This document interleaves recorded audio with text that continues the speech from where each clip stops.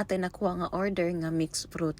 Ang mixed fruit is mura ra ni siya og mango float sa ato sa Pinas nga kinaham gid kaayo. Pero ako siyang gi-alternative diri, nangita kong alternative nga kaning mixed fruit kanang prutas sa dole kay aside nga barato ra ni siya. Ang mango din is mahal, unya seasonal, unya di kayo siya tamis pareha sa ato ba. Ang per order day nato ani is 50 dirhams. So tuluman atong order na atay 150. Gamay ra gud ni siya pero okay na, malipay na ta kay na-save na ako ang allowance for the entire week. O, diba? Maayo ra gyud nga na atay sideline kay makakwarta na ta, ma-practice pa atong pagbuhat-buhat og mga dessert.